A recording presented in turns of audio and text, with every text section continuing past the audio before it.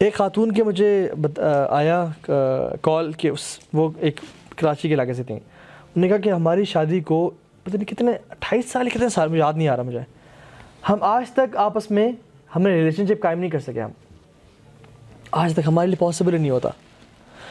उनके हस्बैंड के साथ बैठे थे, जब फ़ोन बात हुई थी मैंने कहा बात करें हस्बैंड से, तो उन्होंने बात की, कहते हैं कि हमारे लिए पॉसिबल जब भी हम करीब आते हैं ये तो मुझे चिड़चिड़ापन हो जाता है, गुस्सा आ रहा होता है।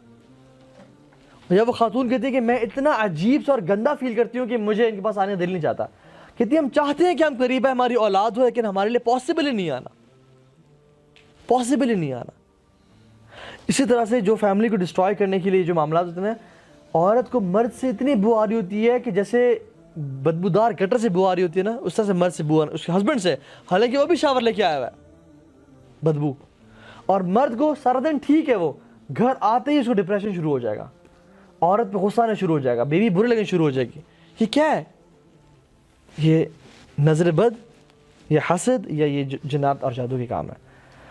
सबसे पहला जो जादू का काम जिसके लिए जादू किया जाता है ना, वो फैमिली को, हस्बैंड और वाइफ को आपस में तोड़ने के लिए किया जाता है। और वलियाज़ु बिल्लाह अगर हम इस लेक्चर को सुनिए भूल गए तो हो सकता है खुदा ना खास्ता अल्लाह बचाए कि हमारी जब शादियाँ हों या फैमिलीज़ हों तो ये मसाइल हम सफ़र कर रहे हों, क्योंकि आजकल बहुत ज़्यादा हसद है, बहुत ज़्यादा। एक खातून मुझे कॉलेज लाहौर से कहती है कि मुझे अपने हस्बैंड में इंटरेस्ट ही नहीं है, किसी इंटरेस्ट, ज़ीरो इंटरेस्ट है, और मुझे बाहर के लोगों में बड़ा इंटरेस्ट महसूस हो रहा होता है।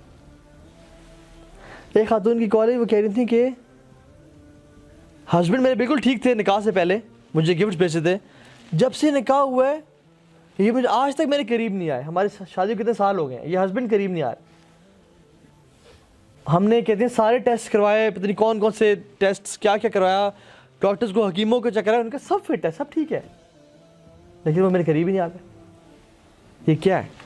ये और फैमिलीज तबाह हो रही हैं, औलाद तबाह हो रही है इनकी वजह से। ठीक है, तो ये लोग क्या करते हैं, जन्नात और जादू से क्या होता है, to cause separation between family. ठीक है, to suppress man's desire for his wife और वाइस वर्सा।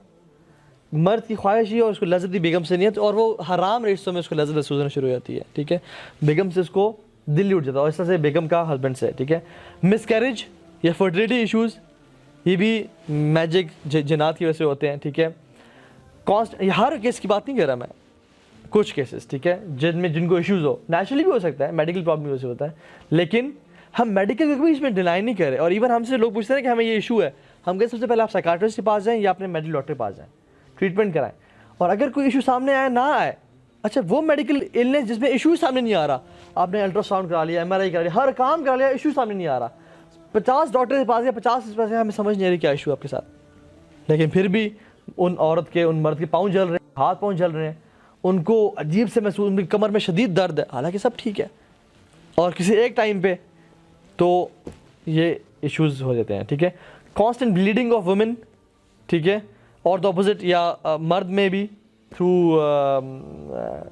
ठीक है, या तो औरत में मेंस्ट्रुअल साइकिल जो उनका होता है वो ख़त्म होने के बाद भी ब्लीडिंग कांस्टेंट होने शुरू हो जाना, कांस्टेंट रहना, ये भी जन्नात की वजह से होता है। ठीक है, causing a man to love a particular women या causing a woman to love a particular man, ये भी जन्नात जादू की वजह से ज़्यादा होता है। ठीक है, to torment a person with insomnia, loss of appetite, tightness in the chest, sadness, depression, feeling of pain in the body, ये सब चीज़ें अगर मेडिकल इलनेस नहीं है तो जन्नात की वजह से होती हैं। ठीक है, मसाज पे दर्द महसूस होना, जिसमें कभी यहाँ दर्द महसूस हो रहा है, कभी यहाँ दर्द हो रहा है, कभी यहाँ दर्द हो रहा है, जिससे में दर्द ट्रैवल कर रहा है, पता ही नहीं चल रहा किस वजह से। ठीक है, तो ये भी जन्नात शादी हो सकता है। और अक्सर ये भी कैसे देखा कि जहाँ पे जिन होता है ना, वहाँ पे पेन होने शुरू होता है। अगर पोजेस किया हुआ जिन ने, जिन के लिए पोजेस करना तो आसान नहीं है, बाय द वे मुश्किल है उसके लिए। ठीक है, और पोजेस करने के बाद निकलना भी बहुत मुश्किल है, उसके उतना आसान नहीं है, वो तो कुरान पढ़ पढ़ के जो है ना उसको निकाला जाता है। ठीक है, तो हर इंसान पोजेस नहीं होता। जो आम मसाइल आ रहे होते हैं ना ख्वाब में या घर में, जो है ना चीज़ें टूट रही हैं, चीज़ें गायब हो रही हैं, तो ये इसका मतलब ये नहीं है कि वो बंदा पोजेस्ड है। उसका मतलब ये कि जो एक्सटर्नल अटैक्स हो रहे हैं उस पर, एक्सटर्नल अटैक्स हो रहे हैं। ठीक है, या तो शैतान उस पर अटैक क्यों कर रहे हैं, आउट ऑफ फन, कि वो डरता है। आप में से किस किसने एगिंग की है, एगिंग अंडे मारना, किस किसने की है? सबने की होगी ना, फिर हाथ क्यों नहीं खड़ा कर रहे? अच्छा ठीक है, हमने भी की है। अच्छा, हमने जो की है एगिंग, हम किसी से ताप की वजह से नहीं, शुगल की वजह से अंडे लिए 2-3 दर्जन, गाड़ी में जा रहे हैं और अंडे मार रहे हैं। अब किसी पे तप नहीं है, देखिए, लेकिन एगिंग करना, शरारत करना, जो कि गुनाह है। इस तरह से जन्नात और शयातीन भी शरारत की वजह से भी ऐसा करते हैं। जिस घर में बिस्मिल्लाह नहीं पड़ा गया वो दाखिल हो गए, म्यूज़िक है, ये वो है, उसको तंग करना शुरू कर दिया, ठीक है।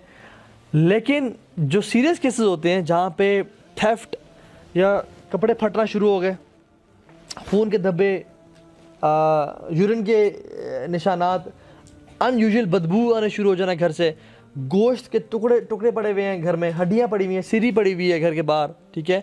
इसी तरह से फीसेस घर के लॉन में पड़े हुए हैं, इस तरह के तावीज़ घर से निकलना शुरू हो गया, हालांकि आपने कभी नहीं रखे। वो जन्नात घर में आके तावीज़ जो है ना वो खोलते चले जाते हैं। अच्छा, ये जादूगर जो है ना ये खुद भी करवाते हैं। आपके घर में बड़ा शदीद जादू है, आप फला अपने लाउंज से कोने में जाएँ, उसको खोदें, तावीज़ निकलेगा। तावीज़ निकलता है, आपको यार आमिल बाबा ने बता दिया कि, हालांकि उसी ने जिनको भेजा होता है, जिनको उसने तावीज़ डाला होता है, ठीक है। तो ये जो चीज़ें हैं ना बेसिकली उसकी वजह से